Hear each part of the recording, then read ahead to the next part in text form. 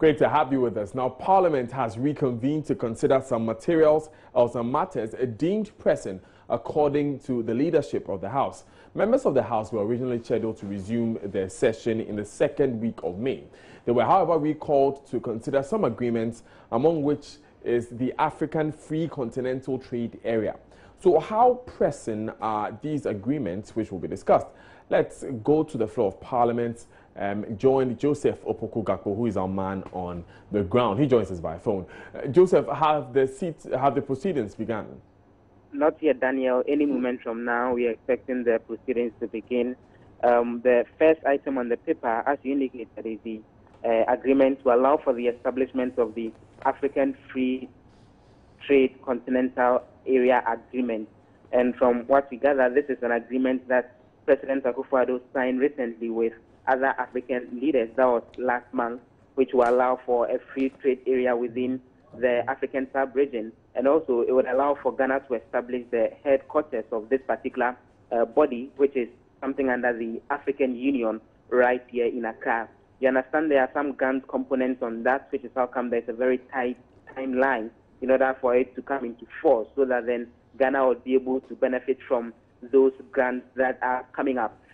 Beyond that, the plan is that there would also be the consideration of a report from the Constitution and Legal Affairs Committee on the Right to Information Bill. You'd recall that there were earlier concerns that the bill hadn't been gazetted before it was brought to Parliament.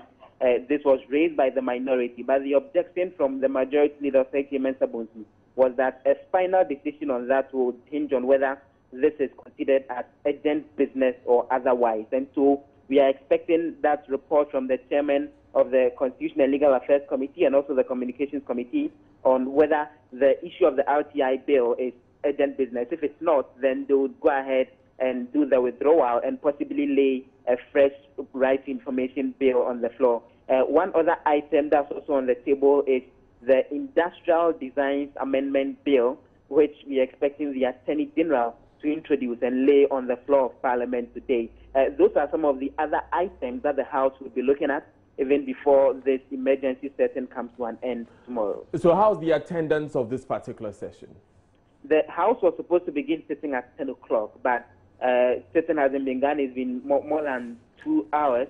There are more than half the total number of parliaments on the floor as I speak to you. From what I gather, there is just a meeting ongoing among the leadership, after which they will then move in to begin the session. But there have been other meetings ongoing in Parliament today. We understand that officials from the Electricity Company of Ghana have been meeting the Mines and Energy Committee. That was a little earlier in the morning. That and other such meetings are what we gather have delayed proceedings for now. But there are more than enough MPs for the sitting to begin. But what came out of that meeting between the ECG and the Mines and Energy Committee of Parliament?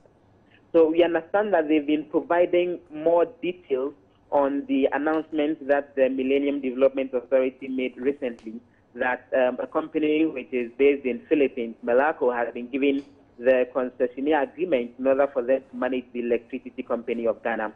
I've been engaging the minority spokesperson on energy, Adams Mutawakil, who says that on the minority side, they have a number of concerns about this agreement. First of all, they are saying that there is a requirement for the initial agreement that was signed that any company that's taking over the Electricity Company of Ghana needs to have at least 50% of the shareholders being Ghanaians.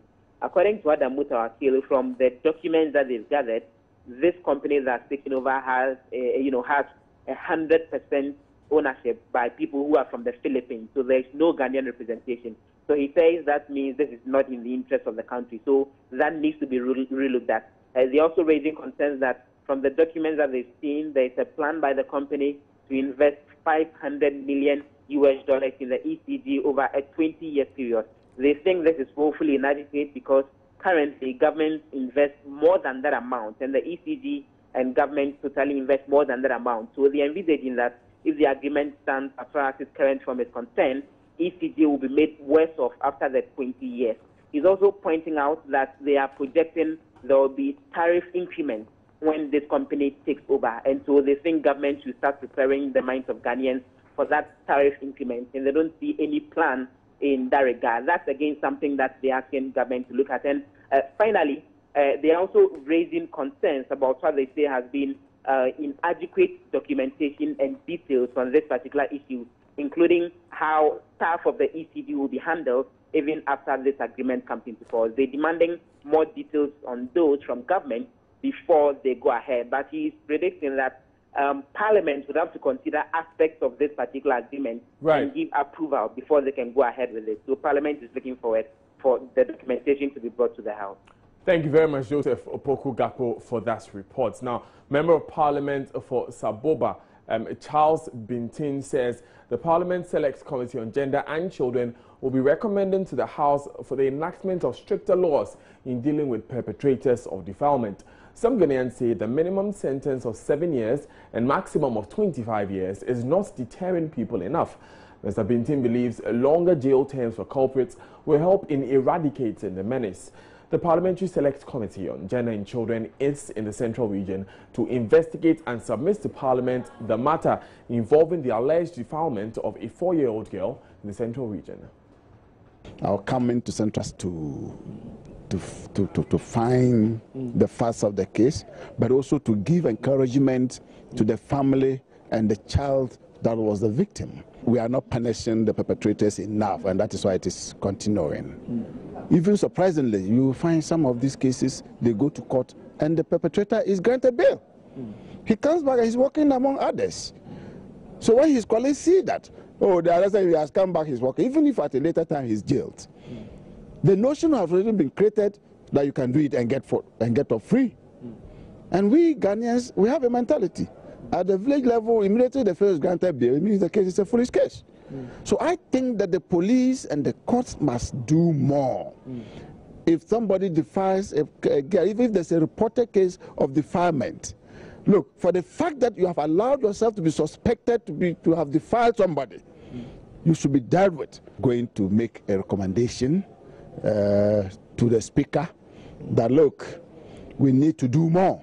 Where Ghana is going, it is no longer a very safe place. It must be a safe place for both sexes. But it looks like it's no longer a safe place for the women and our girls.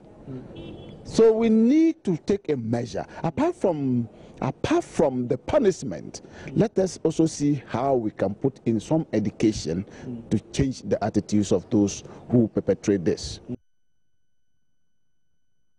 Now, another regional chairman of the New Patriotic Party, Bugri Nabu, has survived a fatal accident. Mr. Nabu was heading to Tamale from Damongo after having finished campaigning in surrounding communities when his vehicle got involved in an accident. 5 other occupants of the car also sustained various injuries. They've all been treated and discharged since the incident happened Wednesday night. Here's one of his aides narrating how the incident occurred.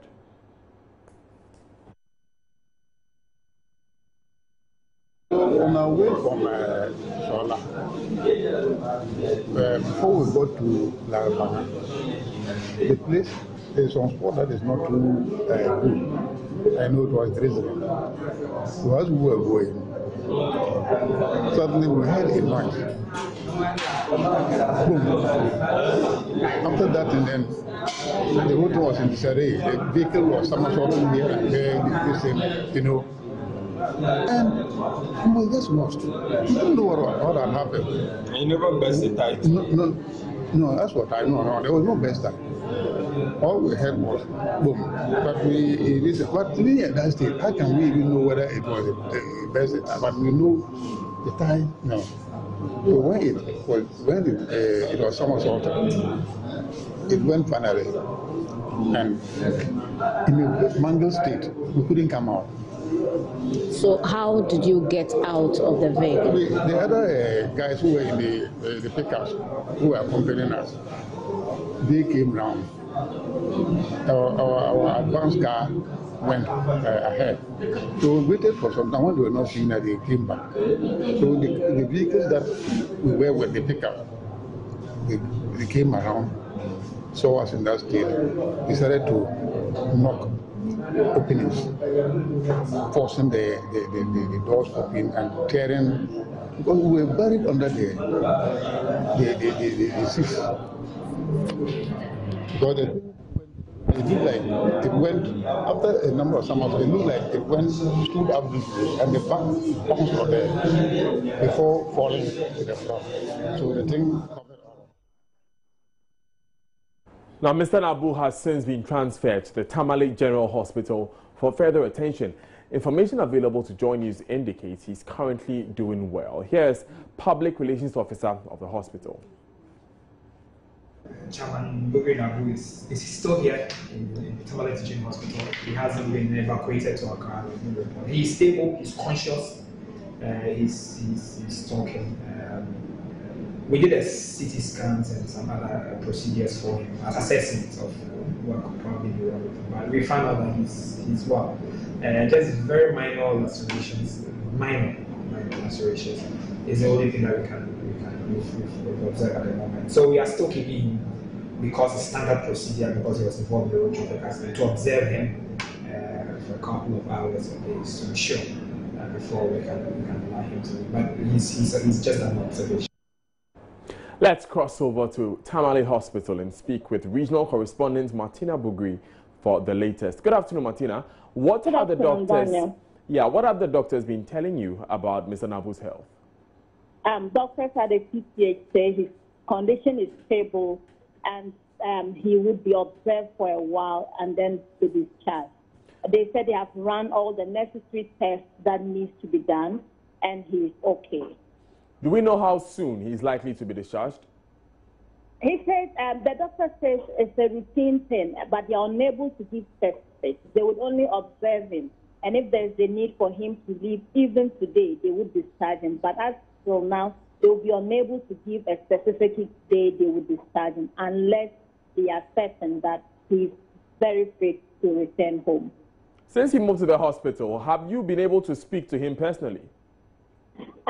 We haven't been able to interact with him personally, but before he left to the hospital, he said some few words before he moved into they moved him into the ambulance. He said it was a miracle that he survived, looking at the extent of damage on the vehicle and what has happened to others. It's a miracle that he is alive. Thank you, Martina Bugri, for that report.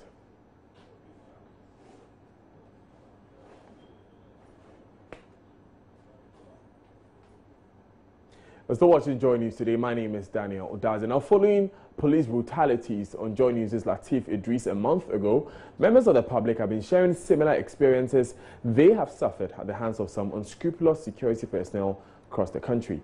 Latif is currently receiving treatment for a head fracture inflicted on him by some police personnel while he was at the police headquarters to report on the arrest of Deputy General Secretary of the NDC, Koku Anyidoho.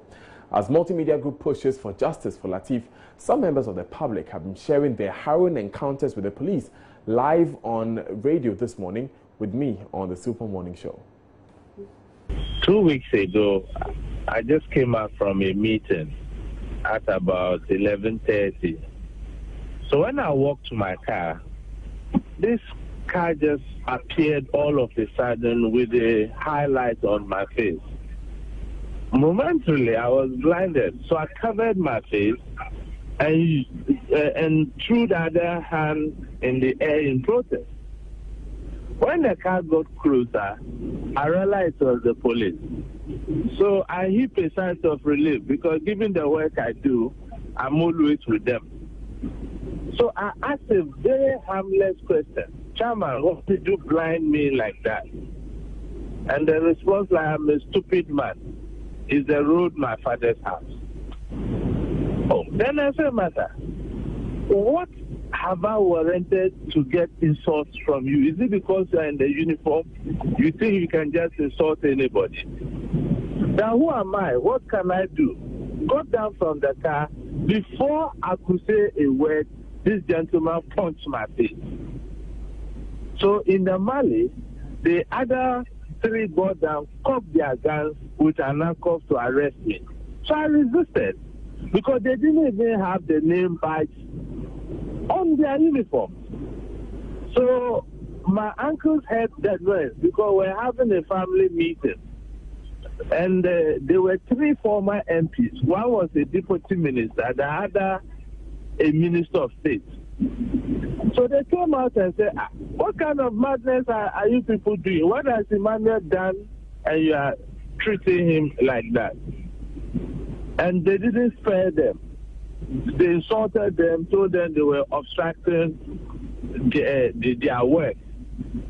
And they asked them, what is the offense of Emmanuel? That for insulting a public officer.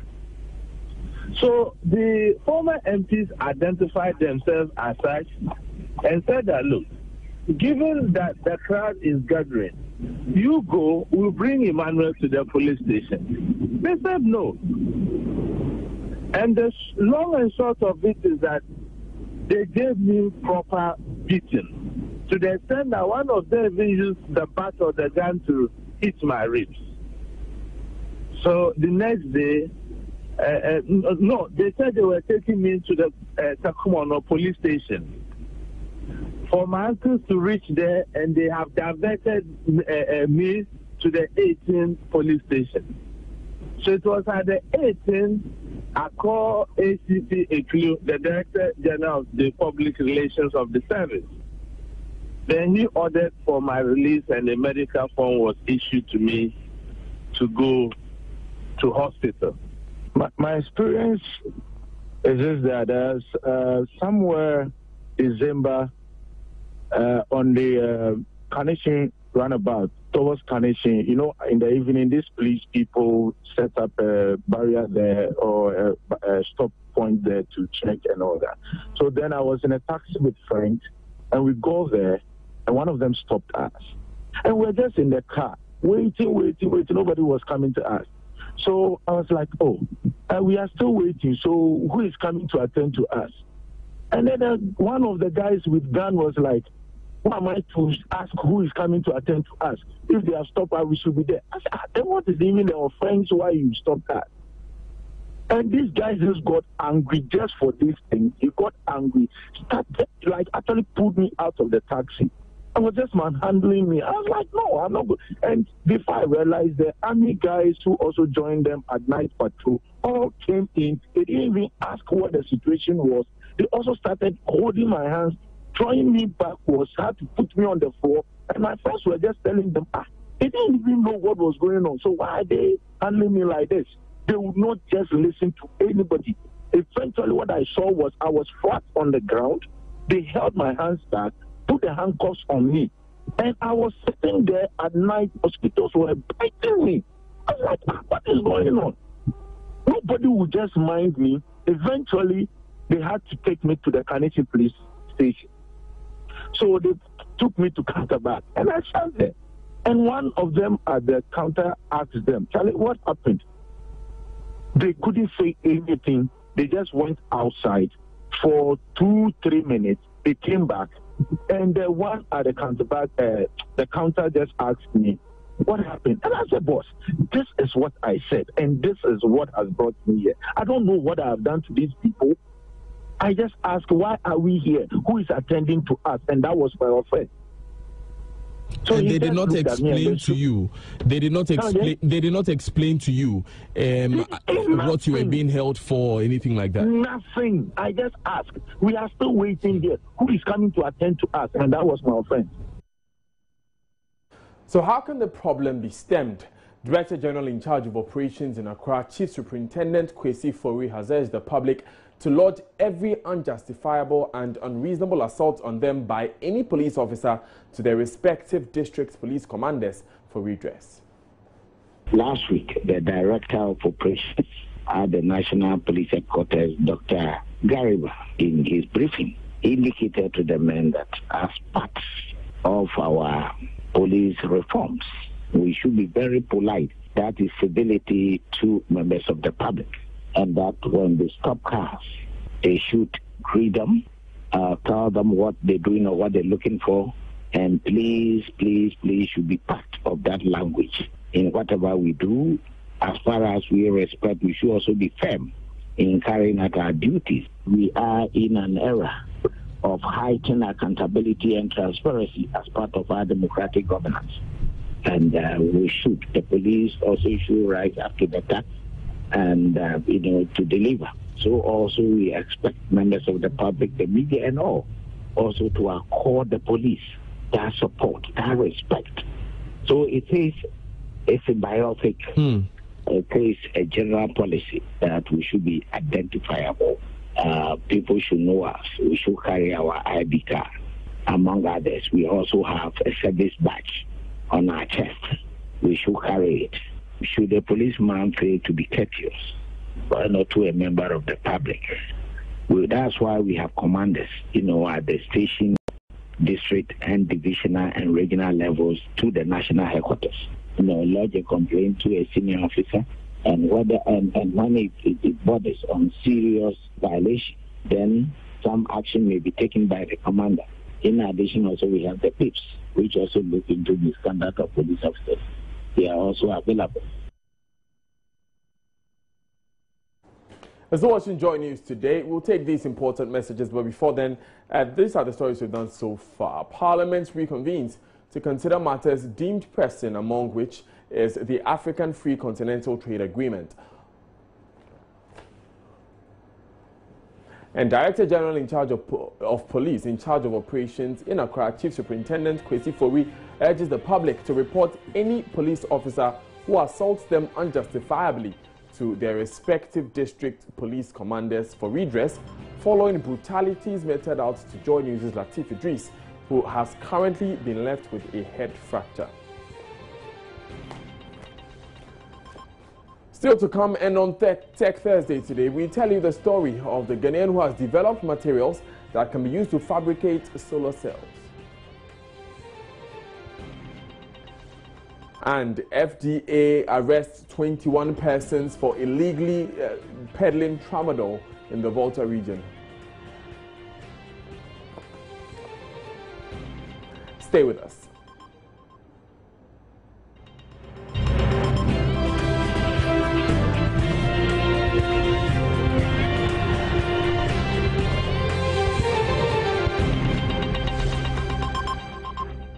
Thanks for staying with us. And the Volta Regional Secretariat of the Food and Drugs Authority has arrested 21 drug peddlers in the whole central market for trading in tramadol, a prescription medication used to treat moderate to severe pain. The Volta Regional Director of the FDA, Godwin Akrogo, indicated activities of these peddlers had contributed to the abuse of the tramadol drug, hence the need to introduce a mechanism to ensure it's not sold by unapproved persons. Fred Kwame Asari has more in the following report.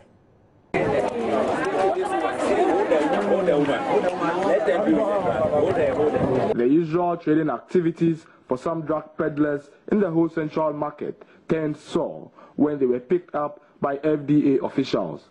The 21 drug peddlers arrested had tramadol, hydrochloride, and some unapproved foreign medical products in their wares.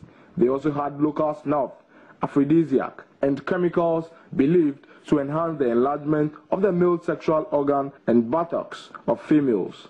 The Volta Regional FDA Director, Godwin Akrogo, expressed worry on the abuse of tramadol due to the rampant activities of the peddlers.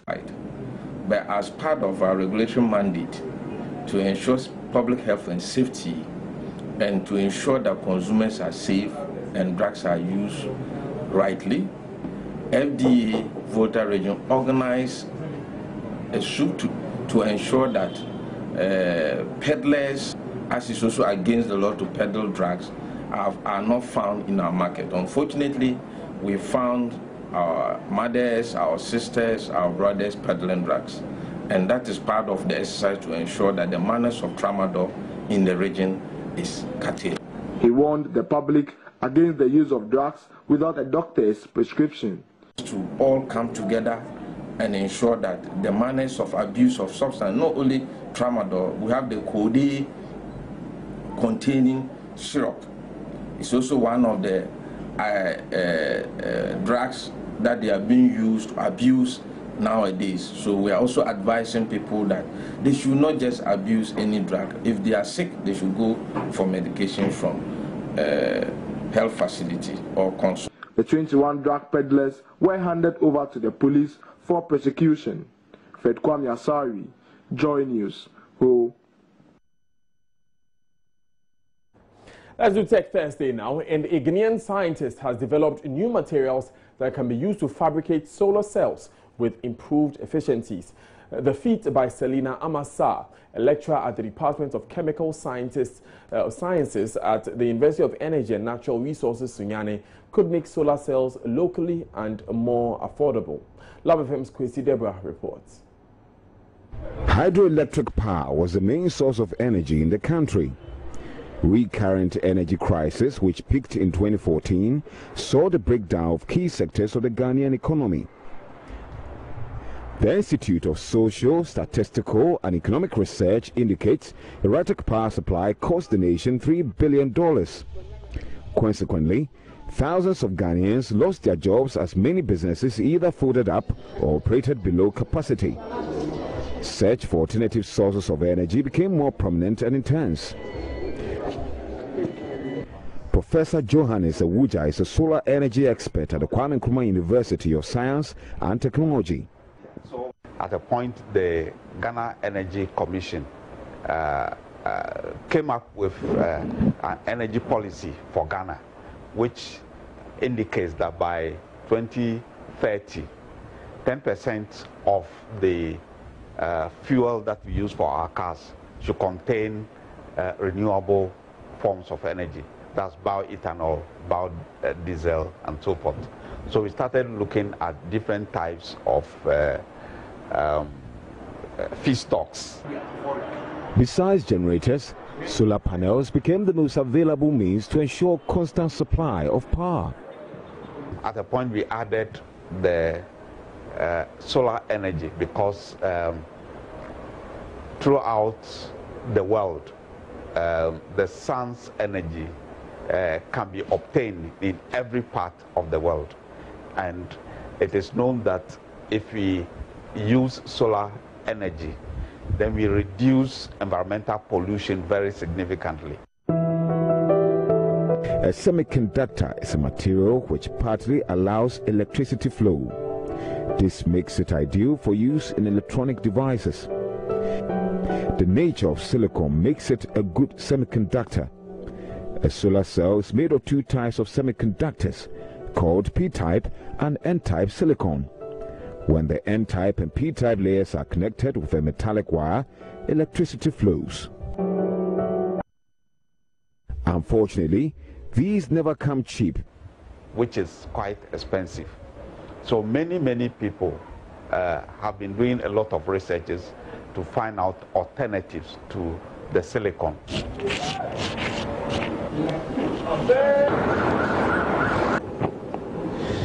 Lead is the 7th most abundant heavy metal in the Earth's crust.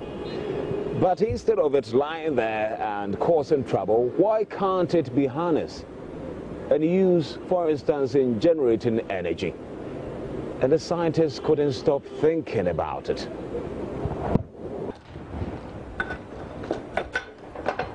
Selina Amasa bumped into lead-based semiconductors during investigations into materials with properties similar to silicon for solar cell fabrication. So the bang-up of my materials were within the ranges of silicon, which means my materials can be used as absorbers in polymer-based solar cell.